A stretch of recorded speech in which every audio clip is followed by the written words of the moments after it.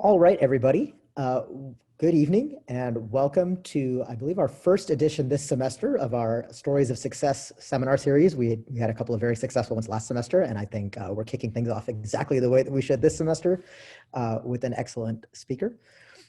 So it gives me great pleasure to introduce Jim Anderson. Jim Anderson got his master's at Purdue, and then he got a couple more degrees from another school that we won't mention, but he is currently the president and CEO of Lattice Semiconductor, one of the largest FPGA manufacturers in the world. And before he was at Lattice, he's worked at basically every semiconductor company you can think of. He's worked at, he's done stuff with Intel, with Broadcom, with AMD, where he led the computing and graphics business group. So he has a wealth of experience in the space of hardware, VLSI and circuits and architecture and things like that. And we are super excited to get a chance to hear from him, to hear about what he's been up to, give him a chance to answer some of your questions about what he liked at Purdue and what he's been doing since then. And I'm very happy to turn the virtual mic over to Isaac Hagdorn, who's going to be our student moderator for today. So Isaac, take it away. Thank you. Thanks, Melinda. By the way, thanks, Melinda, for that intro. Appreciate it. Thank you. Of course. Thank you. And I would like to remind anybody, if you have any questions during this seminar, please enter them into the question and answer feature of Zoom so we can help field those for you guys. I'd like to thank Mr. Anderson again for taking some time to share his stories and adventures with us. And I'd like to invite him now to tell us a little bit about himself and what it feels like being asked to come back to Purdue as a success story for other students to learn from.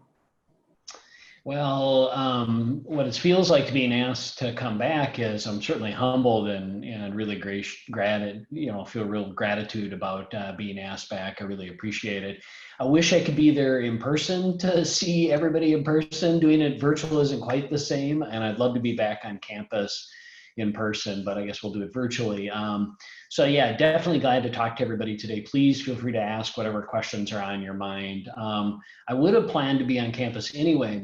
I have a daughter that's junior in high school right now, and we're just starting to talk about what colleges she should apply to. And so we're planning to go to the Purdue campus. So I'm there a little bit earlier than I expected with you today, but happy to chat with everybody. In terms of a little bit about myself, Melinda gave a great introduction. I really appreciate it. More on the personal side, I live in California. I have a wife and 2 kids. I mentioned my daughter already. I also have a son that's a freshman in high school. We have 2 golden retrievers, dogs that try to be good, but usually aren't most of the time. And let's see, I grew up in Minnesota, so close to Indiana, a couple states away. I grew up in a really small town in Minnesota, a small farming town of about 1,200 people in rural Minnesota. Went to the University of Minnesota for my undergrad. Actually, it was the only school I ever applied to. It never occurred to me, I hadn't really been outside of Minnesota, and it never really occurred to me to go outside of Minnesota, anywhere other than that. And so I went to U of M for my undergrad, did electrical engineering, and then went to Purdue for graduate school. Was lucky enough to get into Purdue for graduate school. I'm not sure I would get in today, but I was lucky enough to get in, and was super happy when I got accepted, and did my master's degree in electrical engineering. And then I moved out to California along with my wife. We both moved out in the late, I guess it was 97. At that time, there was just a tremendous amount of kind of boom in the technology industry. A lot of technology companies were hiring people. And so we both went to work in high tech. My wife went to work at Sun Microsystems. I went to work at Intel, and we've been in California since. So that's a little bit of my background. Awesome. When you did make the decision to come to Purdue, what were some of the factors that went into that decision for you? For your master's degree, sorry. Yeah, definitely.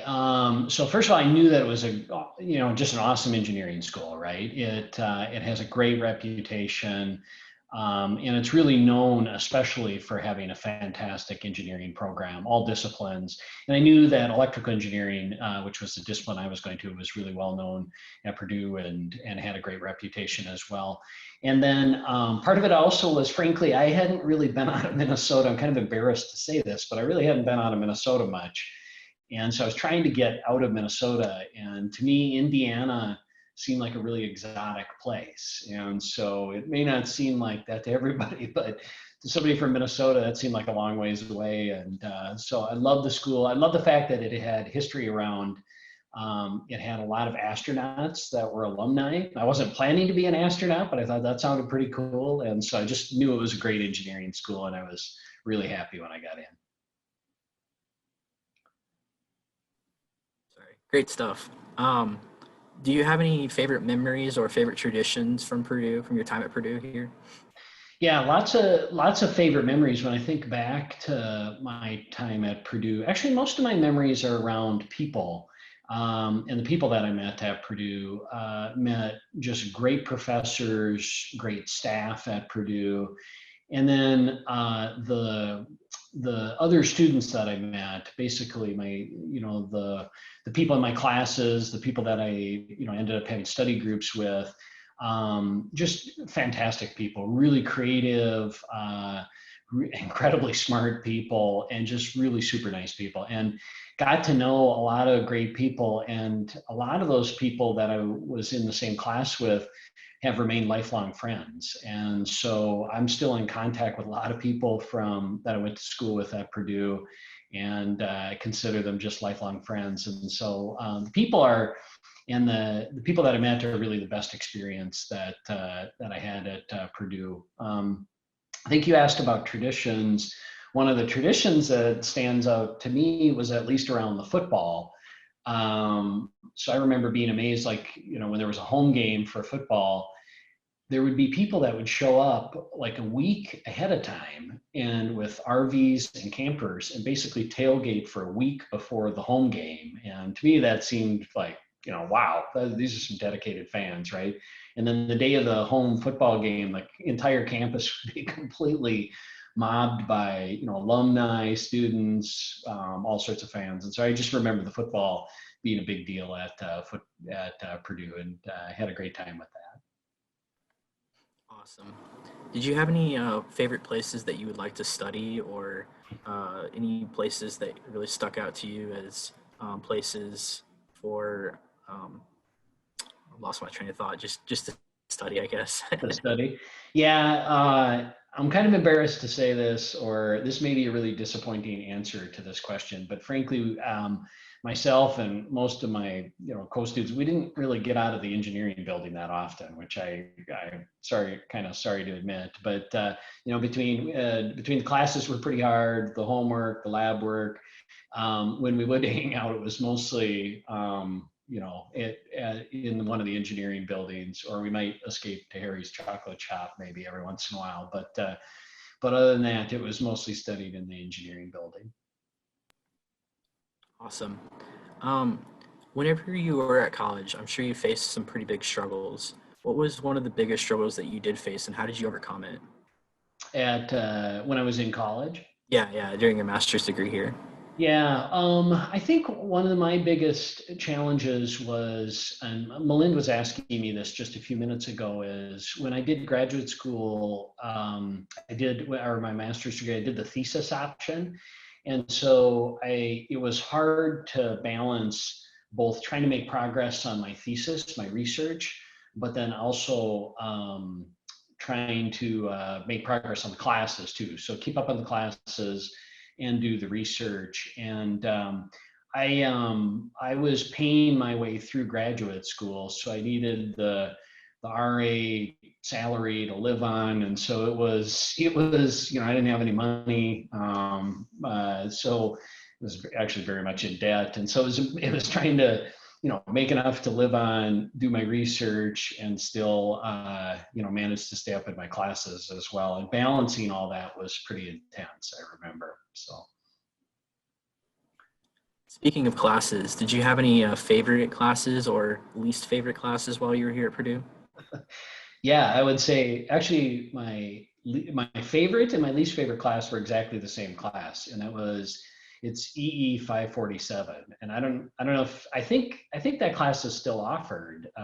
Might be called ECE 547 now, but 547 is Introduction to I think it's Computer Communication Networks.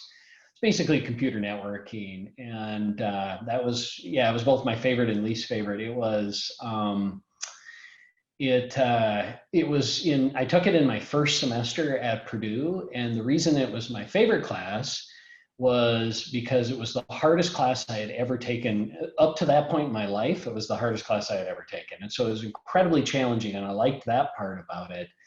The reason it was my least favorite is because I did very badly in the class. I didn't get a very good grade, and I really struggled in that class. And what really killed me about that class was it has a lot of discrete mathematics and probability theory behind it, and I didn't have a real strong background in discrete math and probability coming into Purdue. And so, and then I'm in this class where basically all the math behind it is my weakest area. And so, yeah, I really struggled with that. And there were a few others in the class where we kind of did our best to, get the homework assignments done and that sort of thing. And the reason that class sticks out is because it was the hardest and I didn't do that well. And then the other kind of funny thing that happened was, so when that class was finally done, I was really sort of disappointed. I thought I could have done better in that class. And so I was trying, at that same time, I was trying to decide where to do my master's thesis. So I decided to do my master's thesis in computer networking basically to prove to myself that I could kind of master the material and I could learn that. So I ended up doing my master's thesis in the class that I kind of was the worst in, right? So, but that kind of, to me, that kind of made up for it a little bit. But yeah, definitely E 547 was my hardest. Great stuff. Throughout your educational career, I'm sure you've crossed paths with many great professors and mentors. Do you have one that truly inspired you and helped maybe shape your career path? Oh yeah, definitely. I've been lucky in my career and actually most of my life to be lucky to have really good mentors. I think mentors are incredibly important. I try to do what I can to mentor as well, but I've been lucky, the mentors that I've had. Actually, the first, and I'll mention a couple Purdue mentors that I had too, but my very first mentor that I ever had in my life was the computer science teacher at my school, at my high school and my middle school. His name is Don Ramstead, and he taught me computer science, and that he is the reason that I'm an engineer. He's the reason I went into engineering. And what was interesting about him was he started out as a librarian, and he was a self-taught. He basically taught himself how to program computers, and he taught himself on the old teletype. This is before the personal computer, where they had teletype, remote teletype machines dialed into a central computer. And he taught himself how to program on those old teletype machines. And just keep in mind, this is in, like a small farming town in rural Minnesota. And it was pretty cool. He taught himself that way. And then when the Apple computer came along, then he taught himself how to program Apple computers. And when I was in, I think it was 4th or 5th grade, he did a little like demo for my class on programming a computer. And I was totally fascinated by that. And I kept bugging him. And he was nice enough to teach me a little bit after class, or after the school day ended. So after the school day was done, I would go in for an hour and he'd teach me how to program. And that's kind of how I got started as an engineer. And I really credit him with kind of heading me down the engineering path. And I got lucky. I was able to say thank you to him actually just a few weeks before he passed away. He passed away a couple of years ago, and I got lucky to tell him thanks one more time right before he passed away. And anyway, great mentor. I had a couple of great mentors at Purdue as well. One of them was my thesis advisor, Seth Abraham, who's now at Intel. But he was a really tough thesis advisor. He really set a high bar for me, which I think was great. I was never quite sure whether he was ever actually going to sign off on my thesis, but when he finally did, I remember being really happy. And then the other mentor who was a great mentor was Kaushik Roy, who's still at Purdue and a professor at Purdue. And the reason he was a great mentor is he really, what I loved about the way he did research was he always tied it to a real problem in industry. So a real problem that the industry was facing, he would direct the research that we were doing towards that. And so I always felt like he was putting us on research projects that were really practical and would have real industry impact. And so I kind of learned from him the value of research that's directed towards industry innovation, which I thought was pretty cool. So a few of my mentors, I've gotten lucky to have good mentors. Yeah, mentors are uber important. I agree. Given your leadership position in industry today, what advice would you have for students as they near graduation and transition into this newly emerging post-COVID professional world? As you mean, as they're looking for jobs and Yeah. yeah, I would say a couple things that let me say a couple things that aren't specific to COVID, and then let me come back and comment on kind of what it's like in the post-COVID world now. On the first one, what I would say is, as you choose your job or choose where to work, what I would say is really focus on trying to work with great people. You'll find that you learn the most from the people around you, especially in the work environment. And if you work with great people that are, really innovative, that are really optimistic, that are trying to solve big problems, that are really focused on the future, on innovation, you'll just learn a ton from people like that. So really, consider the people that you're going to be working with and try to surround yourself with great people and be just part of a great team.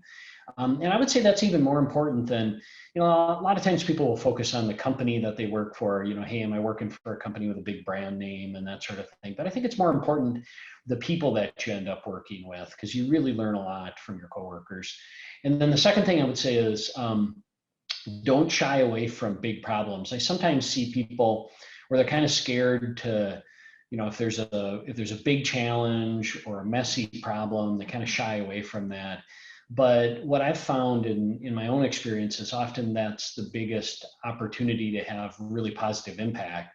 That kind of the biggest challenges, the biggest problems are also the place that you can have great impact and make great change and be part of a lot of great change. And so I think look for big problems that need to be solved. And then I think as we transition, hopefully, with COVID into the post-COVID world, where hopefully the vaccines get rolled out and the pandemic starts to subside, I think the workplace will be different now than say it was even a year or two ago. I think employers are going to be much, much more flexible moving forward in terms of where work gets done. So I think it's a great place. It's a great time to join the workforce, because I think you're going to find flexibility that certainly there never was, during my career up to this point, in terms of where you work and how you work and what location you work from. So I think that's a great thing as you move into the workforce. Awesome, great stuff. Throughout your journey, you've earned 2 graduate degrees in electrical engineering. I wonder if you could comment on how those degrees and your experiences at Purdue and MIT have helped prepare you for your professional career, your life, and then to open that, your position that you currently hold now as CEO of Lattice. Wow, that was a big question. That was like 4 Yeah. questions in one. Well, what I would say is, in terms of engineering, what I think engineering kind of fundamentally teaches you is how to solve problems and how to think in a methodical and structured way, right? And so if you think about, just learning, how do I approach a problem? How do I break it down in a structured way? That's applicable to just about every job. I mean, I spend all my day trying to solve problems, right? And so do the people I work with. I mean, that's what we're paid to do, is to solve problems and to innovate. And engineering fundamentally just teaches you how to attack a problem and how to break it down into its components, figure out how to solve it, and figure out how to innovate. And so I think that's really what I learned from Purdue engineering, and that's been tremendously helpful throughout my career. And I think that's something I use every day. So yeah, that's been a lifelong lesson that's been useful throughout my career. and certainly even in my job that I have today as well. Awesome, awesome. For students considering continuing their education through graduate school right now versus continuing their education through industry and a full-time job, what are some of the pros and cons that they should consider? Yeah, of kind of going directly into graduate school or going into to get a job instead, right? Kind of the pros and cons of that. That's a really good question. I think there's no right answer to that question. I think it really comes down to each individual person and kind of what's important to you in your life. What I would say is, well, actually, I've done both. So I've actually experienced both.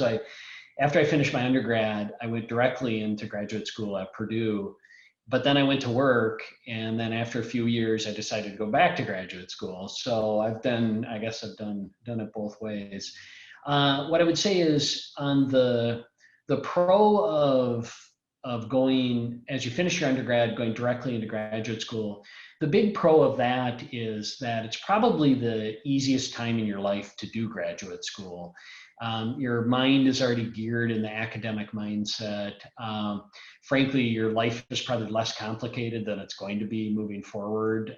As you move forward in your career, life just gets more complicated. Your job gets more demanding, and so it's kind of it's the easiest time to do graduate school. And now the con is you're not getting work experience necessarily. So if you're going into the business world, you're not getting that work experience. And then there could be a financial aspect of it too, right? You're not, if you're not making money, it may be difficult. In my case, that was certainly an issue I faced. Was like it was difficult to pay for graduate school and undergrad, but I think the big pro is it's a great time in your life to do it if you can. And then I think the pro on the other side of from undergrad, going and getting some work experience, and then maybe going back to school at a later time. The big pro there is you get business experience or you get work experience, and you're getting that sooner rather than later.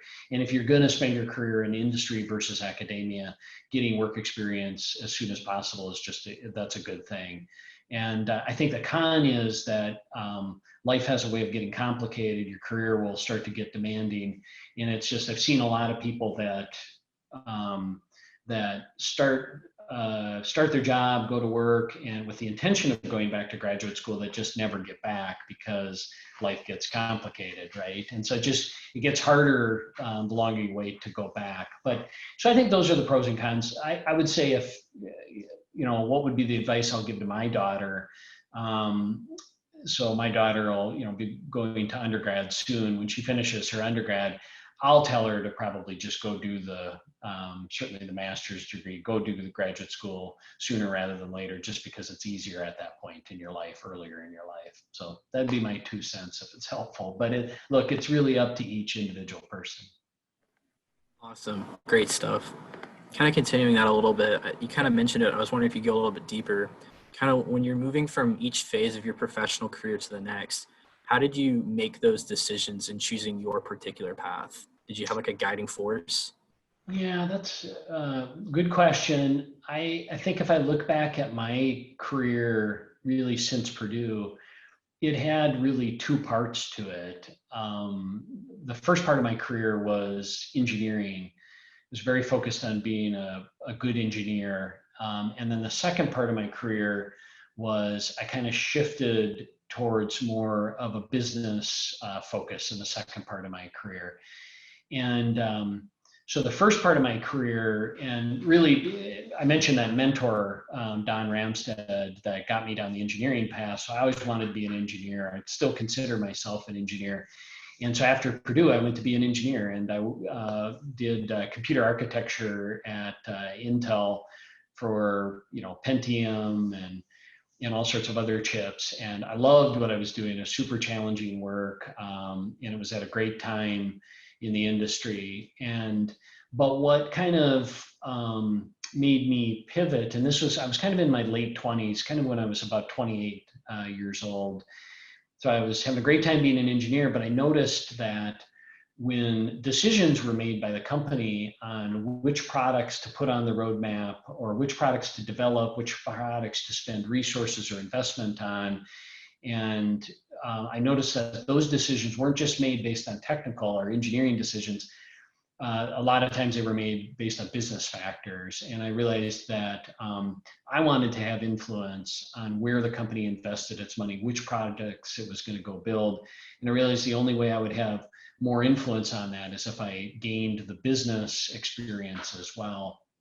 And so I decided to go back to school again to get my MBA and then another engineering master's at the same time. But the primary reason to go back was for the MBA, to kind of pivot my career towards the business side. And so that going back and getting the MBA kind of put me down the path of being more on the business side. Now, still using all of my engineering skills, but being more focused on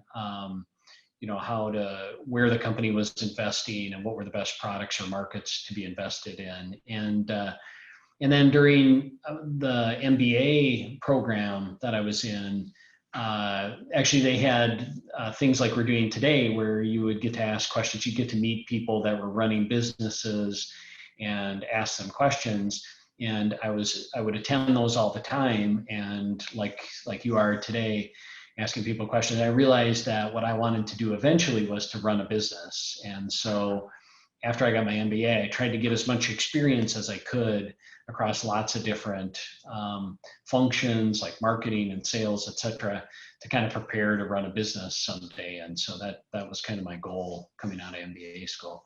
Now, that was kind of a long answer, but I hope that answered the question, Isaac. I'm not sure, but hopefully that gave you a little bit of insight. Yeah, I think that was a great answer. Throughout your career, you've held a variety of different positions in a variety of different companies. Would you say that you have a favorite, and what about it did you really enjoy? Yeah, I would have to say my favorite is always the current job I'm in, right? I mean, you sort of, by definition, you have to say that. But no, seriously, I've been lucky, again, to just work in some great companies, but more importantly, to work with some really incredible people in each one of those companies. I've just, the people that I've worked with have just been, just incredibly outstanding, just very, very innovative people, very driven people, focused, and people that I've learned a tremendous amount from. But yeah, I would say the current job is probably my favorite.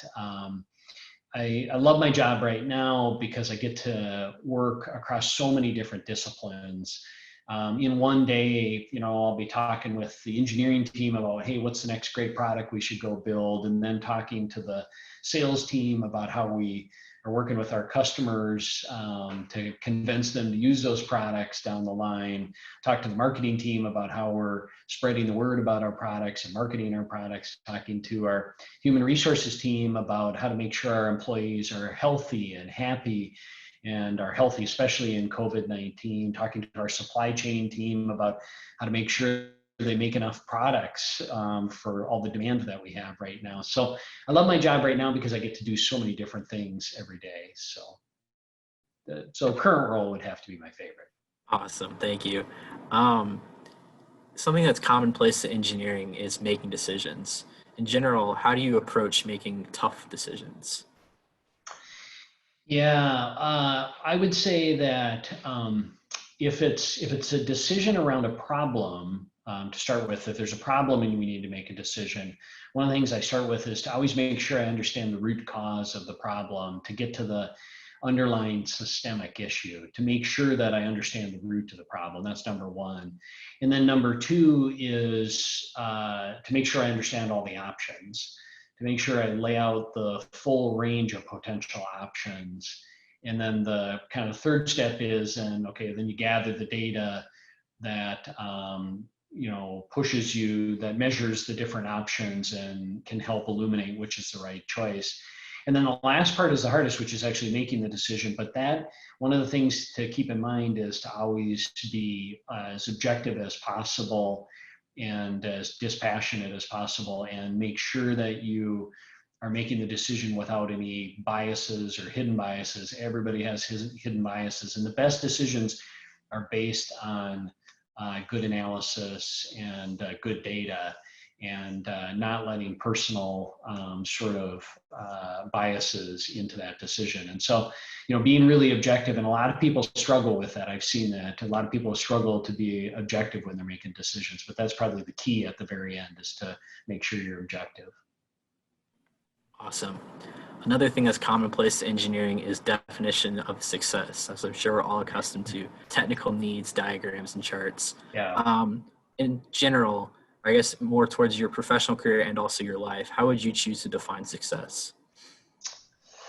Yeah, that's a big question. I would say, in terms of the definition of success, I think the way I would define it, and I think probably people define it differently, and each person has their own way of looking at it. But for me, it's for myself, and I think for others, the way I think about when I look at the success of others is how much positive impact have I had on other people's lives, right? I really think that ultimately the measure of success is kind of the total positive impact you've had on other people. And you can do that in lots of different ways, right?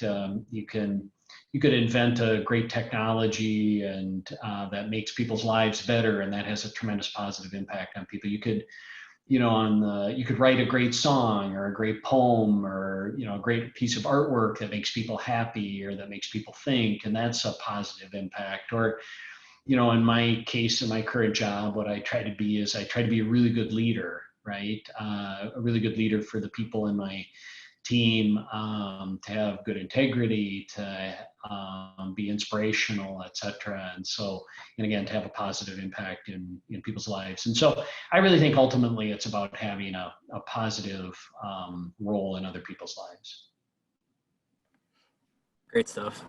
If you wouldn't mind, can you share with us one time you faced a tremendous challenge in your career and how you came about overcoming that?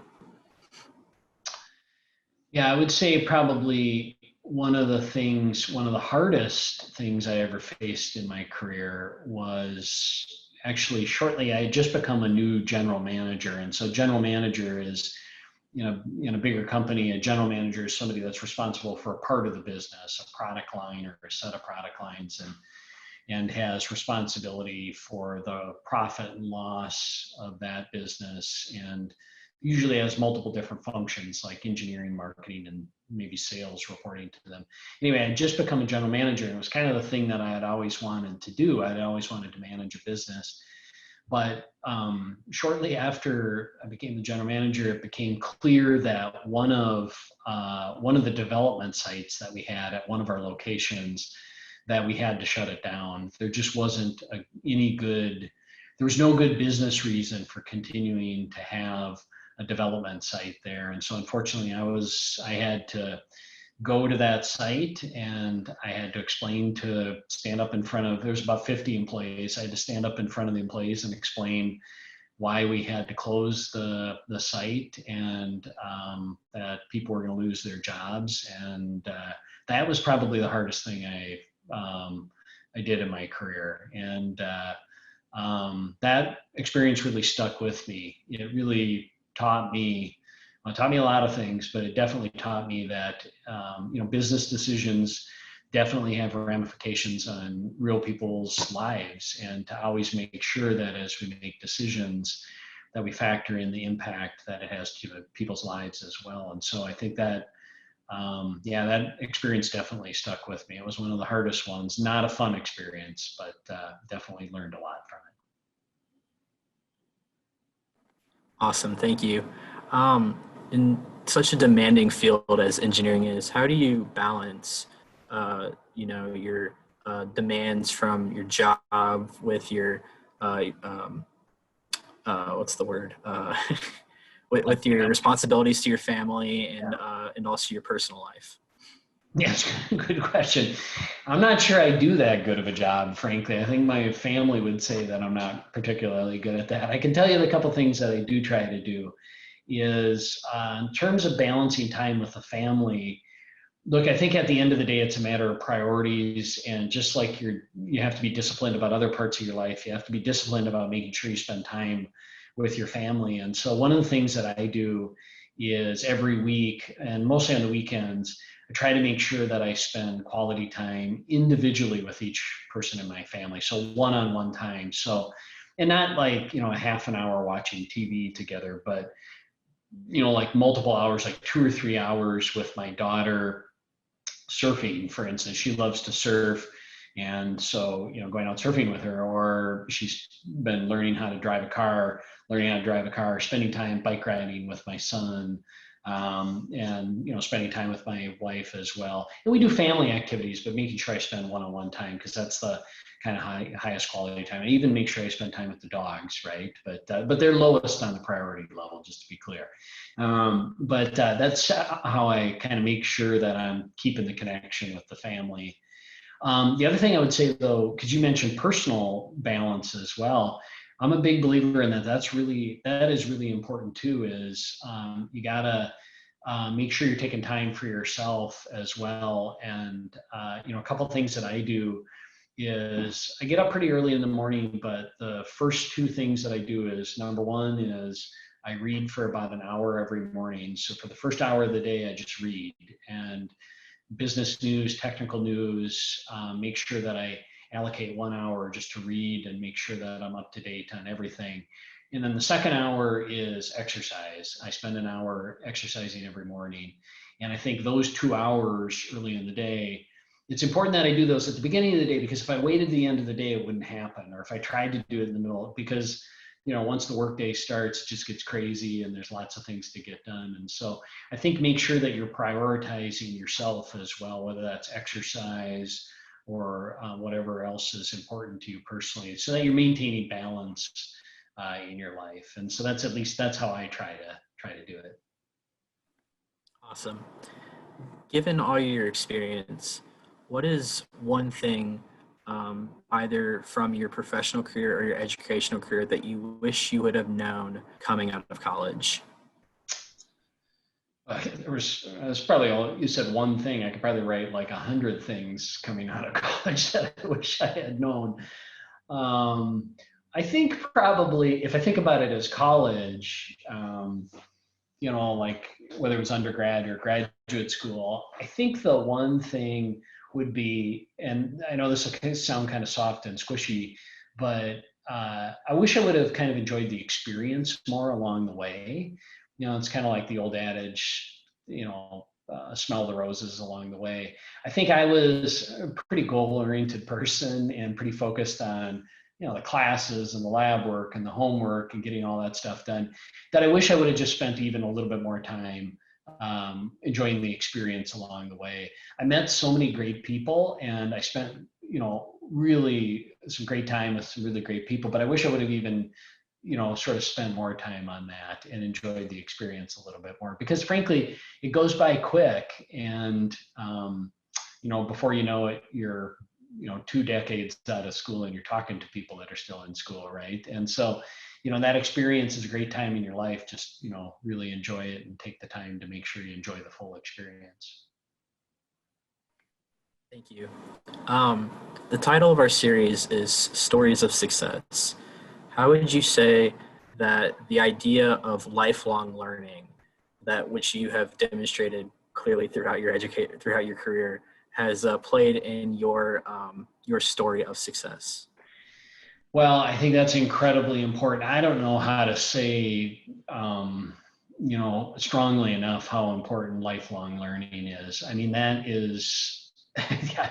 I mean, if you look at it in terms of your work career, I mean, it's an imperative. You have to continue to learn, right? Just to be fresh, to be relevant, to be, to be able to have an impact, a positive impact in your job. You have to continue to learn. It's when you get out of undergrad or graduate school or wherever, that's just the start, right?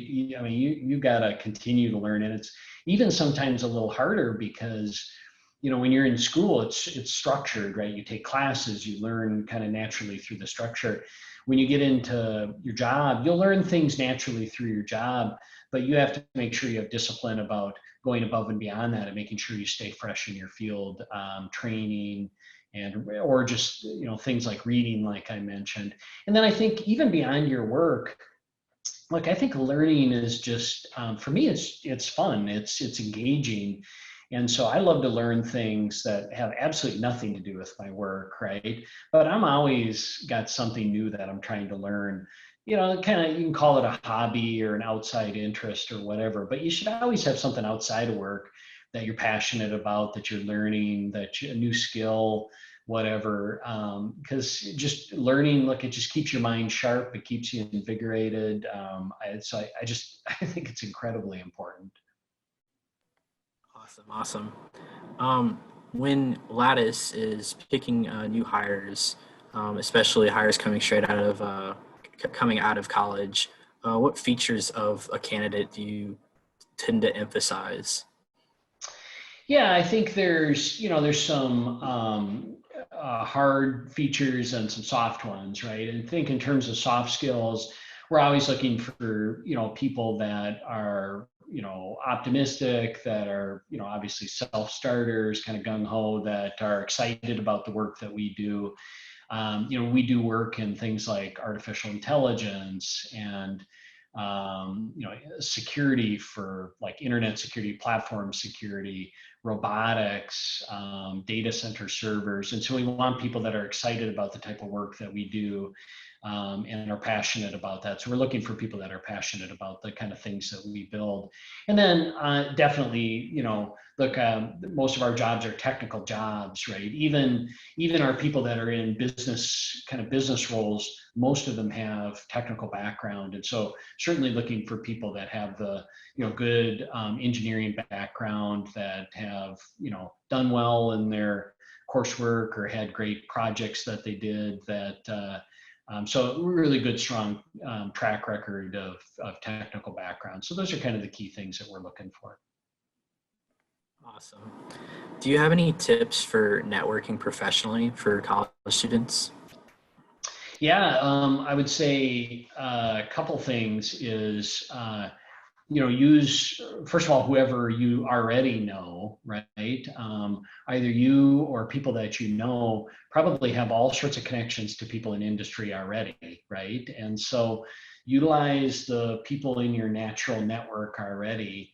And then certainly utilize the alumni network as well, right? If a student from one of the colleges that I went to contacts me, right? I mean, I go out of my way to help somebody from Purdue, or, I did my undergrad in Minnesota, somebody from Minnesota. And so definitely, utilize your alumni network. Purdue has a massive alumni network. I mean, just huge. I'm based in California. There's a tremendous number of Purdue grads I run into all the time here in California, for instance, right? And they're all over the world, right? So utilize an alumni network, utilize your own personal network. What I've been really amazed with in my own experience is that most people, if you just ask for some help or assistance or whatever, are really open to helping you. So most people want to help you or give you some direction on where to go, et cetera. And so, yeah, just, reach out to your network and certainly utilize the alumni network. Great stuff. If you could go back and add one thing to your academic background, such as an extra class or pick up a new skill, what would it be and why? Yeah. As much as I love my classes, I took plenty of classes, so I don't think there was another class I needed to take. Nothing against the classes, they were fantastic. But this might seem kind of strange, but if I had anything to do over in my undergrad, I would do a study abroad. And the reason is my wife did a study abroad. She went and did a semester in Europe, and backpacked through Europe. And I was kind of a hardcore engineering student, focused on getting my engineering classes done. And I had the opportunity to do it, and I passed it up. And I always regretted that. I always wished I hadn't, gone and done a semester in Europe or someplace else, because I just think getting that international experience and that experience of being, submersed in a different culture is really good. I think it, if you're going into the business world, look, it's all international, right? The companies are doing business all over the world. You're always dealing with working with people in other cultures. And so I think getting international experience as early as you can and getting that immersive experience in another culture is just a great experience. And so I wish I had had that early on. Eventually I got that later in my career, but I wish I would have done that earlier in my career. Awesome. Great stuff.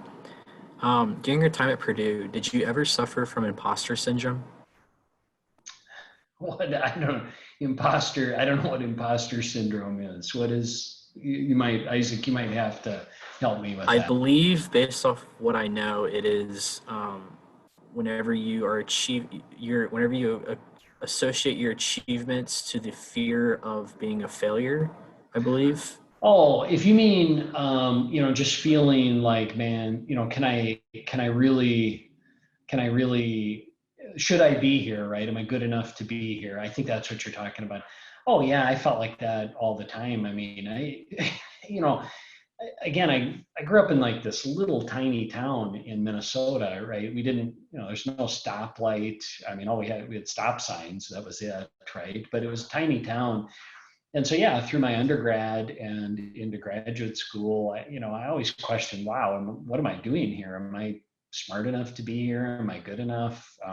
Seems like everybody else is smarter, right? So, yeah, if you feel like that, you're not alone. Lots of other people feel like that. I always felt like that. Sometimes I still do, right? Sometimes I still feel like that. And don't let that fear get to you or slow you down. You are absolutely, you're meant to be there.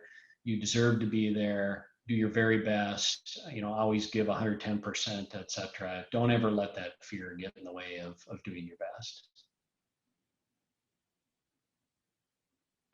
Thank you. I learned something new on this call. Yeah. Never heard that. Given your transition from, or I guess not transition, but your addition of engineering and also business in your current role, how might an engineer start moving towards business roles without, say, an MBA or other advanced business degrees? Yeah, by the way, you don't need to have an MBA to move into, if you want to move towards more of a business focus over time. There's lots of people, so don't take my example as the only way to do it. There's a lot of people that have engineering degrees that have moved into more business focused roles and have never gone back and gotten an MBA. So it's certainly not a requirement. For me, I felt like it was the right choice for me. I used it as an opportunity to kind of take a pause in my career, to kind of step back, learn some new skills, and to use that as a chance to repivot and to refocus my career. But it's definitely not the only way. You can absolutely get into business roles without an MBA. If you're in a company, and I see this happen all the time. If you're in a company and let's say you're in an engineering role, you're really happy, but let's say you want to do more business related skills, moving into like a marketing function or a sales function or something called like application engineering, which is engineering that works directly with customers. Those opportunities will always exist, especially if you've demonstrated that you're really, super capable, great employee on the engineering side.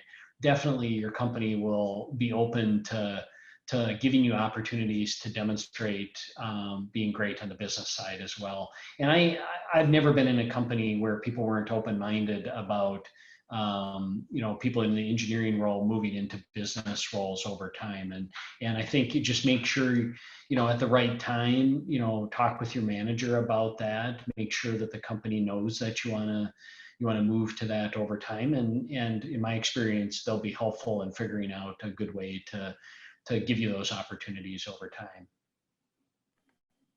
Awesome. Thank you.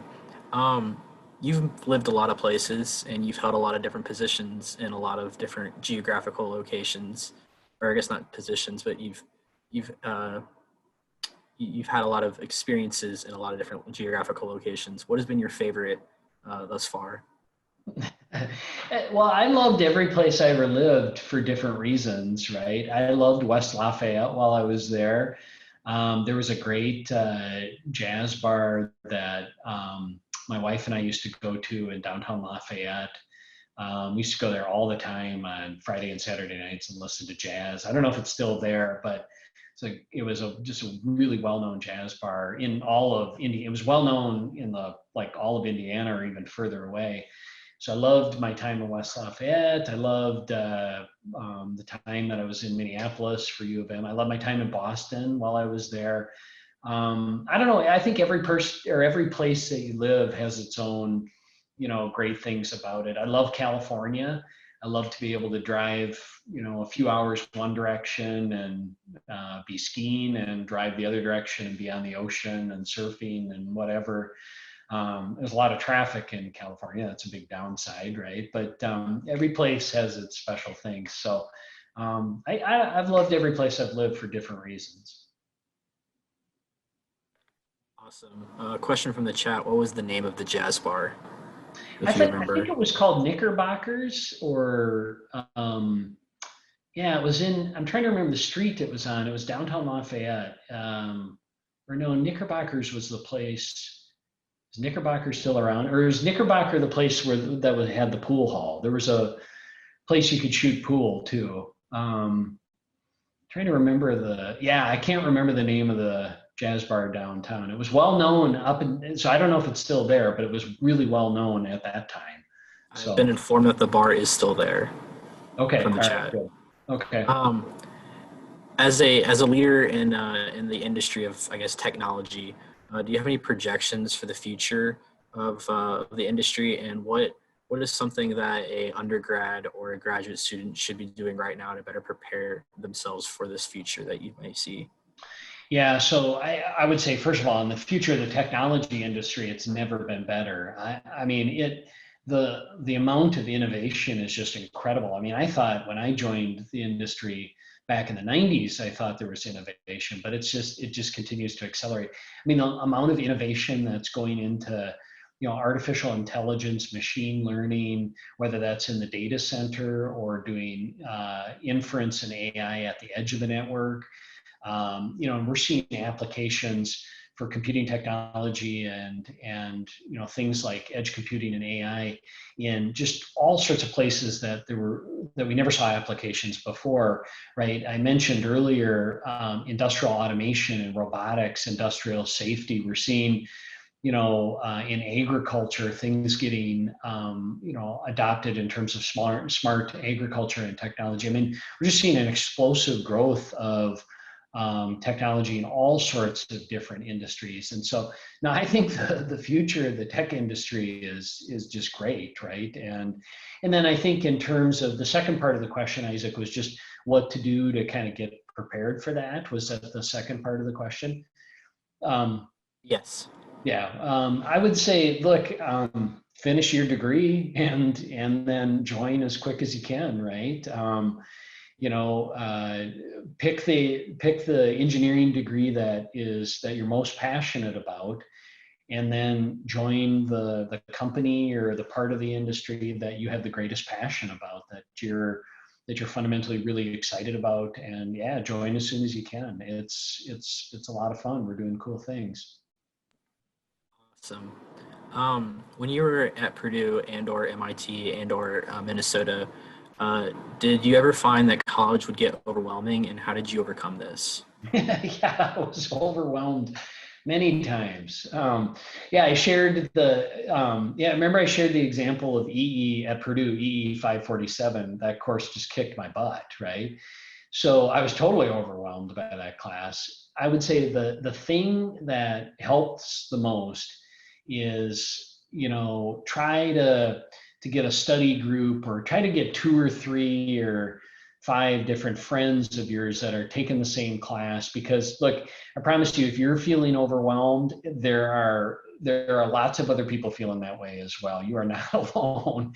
And so, try to get another friend or two. And so in EE 547, the only way I made it through that course is I had a group there were about 3 or 4 of us that would study together, and we do the homework together and try to solve the problems together. And that was a good way, because we kind of taught each other along the way. And it was clear that I wasn't the only one that was struggling with discrete mathematics and probability. And so, yeah, you're not alone. Get 2 or 3 friends that are in the same boat with you, and that's a good way to manage through those situations. Yeah, great stuff. I would definitely agree with that. Is there a significance to the image behind you? Oh, the picture. That's a yeah, there is a significance to that. It's first of all, it's called a die plot. That is for a semiconductor chip. That is a representation of the layout of the metal circuits in a chip, and that's called a die plot. And so that's a blown up, incredibly blown up picture of a die plot, and the chip is called the Axia 5516, and it was a chip that I worked on that my group produced and innovated on about 8 years ago. And that chip is the world's first 16-core ARM processor, fully coherent ARM processor. So we were the first 16-core ARM processor. It had a whole bunch of networking. Remember how I mentioned computer networking? That chip has computer networking technology on it. See, that E547 was useful in that chip, but it's got a whole bunch of other things, security technology, et cetera.